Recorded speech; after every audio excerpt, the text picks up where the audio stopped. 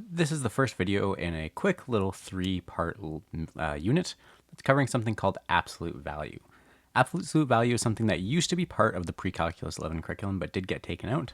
At Cambie at our school, we do include it in pre-calc 11 just because it's a nice place to introduce it to you, and it helps set you up for a little bit more success in pre-calculus 12 if you decide to go that route. So it's only going to be 3 videos. So take a look through these just so you can get a sense of what absolute value means and what it looks like, so that when you see it again next year, you'll have a better sense of how to handle it.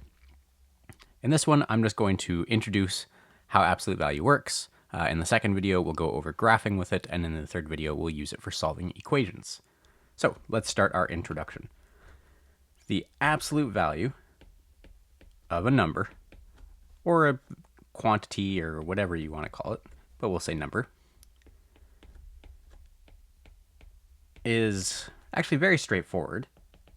It's just the positive version of that number without any negative in front of it. There's probably more technical ways of writing that description, but this is the one that to me makes the most sense. And it's written as follows. So the absolute value of something like, say, x would be x inside those 2 tall lines. So try to make them extra long so that you don't confuse them with ones. That's not 100 or like 1x1. That's x inside of 2 vertical lines. And so what I mean when I say the absolute value is the positive version of something is that the absolute value is always going to be a positive result. So that means that the absolute value is always positive.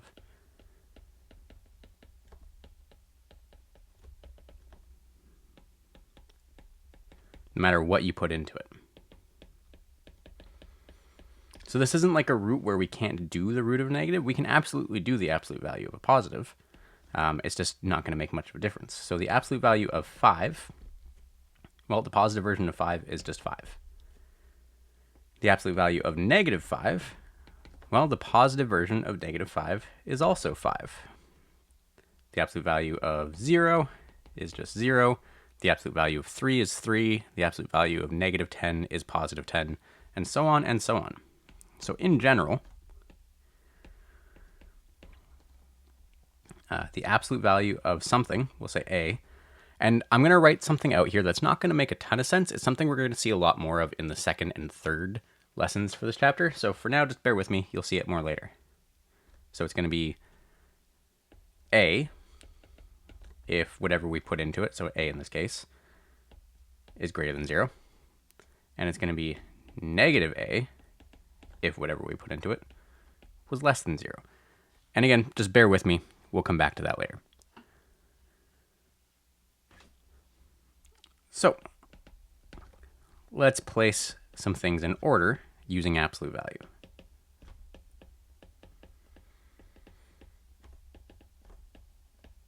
So I'm going to give you 8 or so terms. And then I just want you to see if you can understand how absolute value works and to put these 8 terms in order from, we'll say, smallest to largest.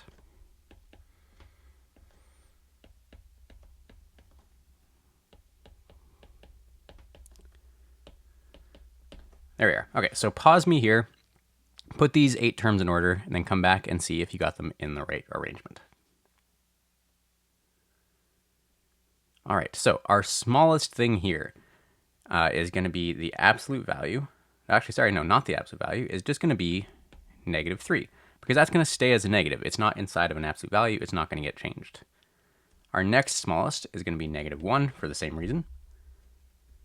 Then we have 1/2, and also the absolute value of negative 1/2. So those two things both end up being positive 1/2. So they're equal. So maybe we'll just put a little equals in between them. Then we've got the absolute value of 2, the absolute value of negative 3, 3.5, and the absolute value of 4. And there we go. Now let's try using absolute values while we're doing some calculations. So let's say we wanted to evaluate the absolute value of negative 2 plus the absolute value of 4. So the question is, when do we do the absolute values? And it's a pretty easy question to answer. We're going to treat those absolute value symbols kind of like brackets, because they contain things in the same way that brackets do. And so we're going to do them first. If we had things inside of them, we would start by doing the stuff inside of them, but we're not there yet. We'll see that in another example.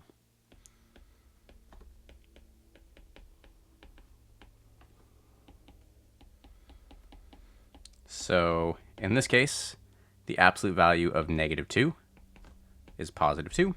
The absolute value of 4 is 4. And so we're just doing 2 plus 4, which obviously gets us 6.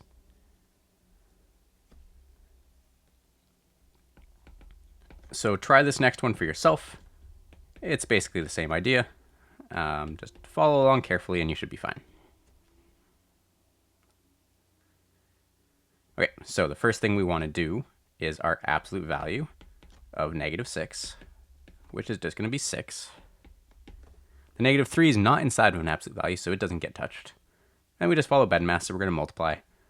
So -3 times 6 gets me -18. And 5 plus -18 gets me -13. But what happens if we do have stuff inside of the absolute value? So what if we had something like the absolute value of -4 plus -8? Now what? Well, just like with brackets, you're going to do whatever's inside your absolute value before you do anything else. So we don't do the absolute value first, we do the stuff inside the absolute value first. And then we'll worry about getting rid of some negatives after that if need be. So in our case, that means we're going to do -4 plus -8, which is going to get me -12. Then I do the absolute value, and the absolute value of -12 is just 12.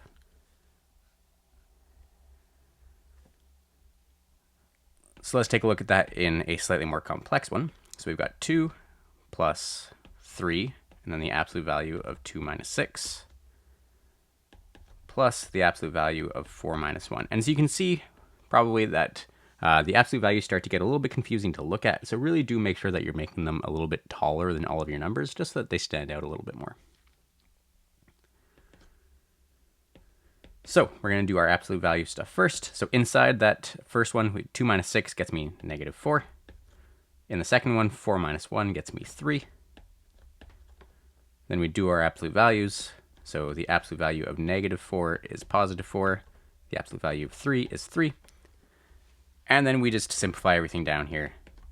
So 2 plus 12 plus 3 is going to get me 17 as my answer. We can also get cases where we have absolute values inside of other absolute values. And again, just like brackets, you just kind of work your way from the inside out.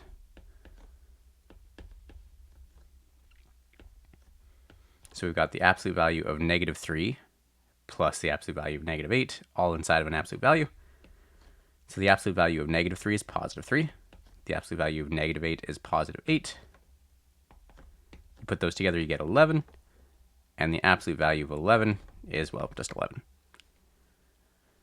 All right, one last one. This one's going to be a little bit tougher, just to kind of stretch you a little bit. So take your time, go very slowly through it.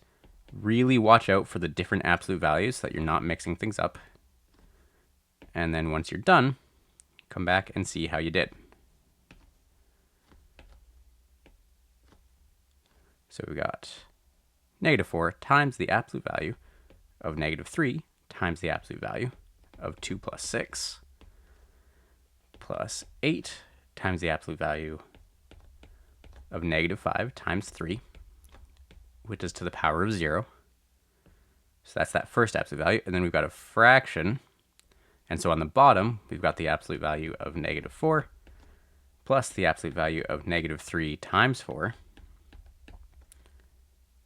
And then just hanging off the end, we've got a +1, just to add a little bit extra to this.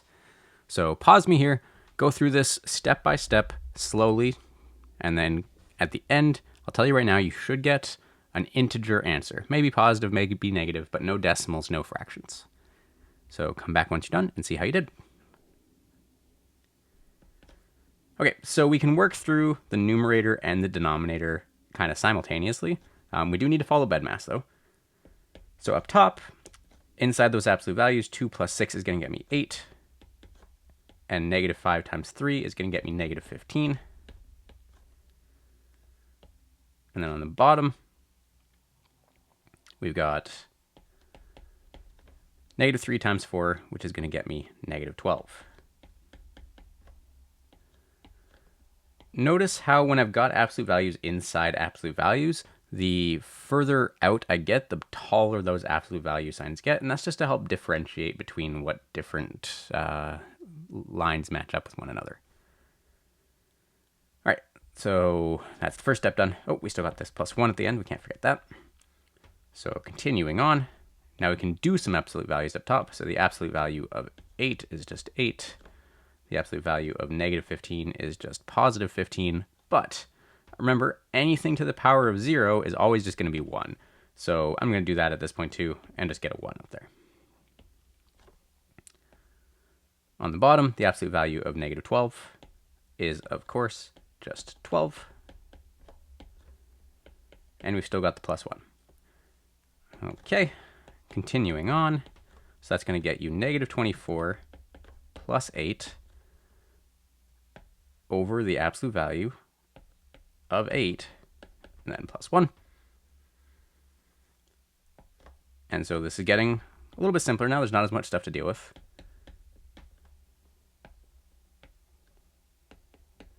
So the absolute value of negative 16 is positive 16.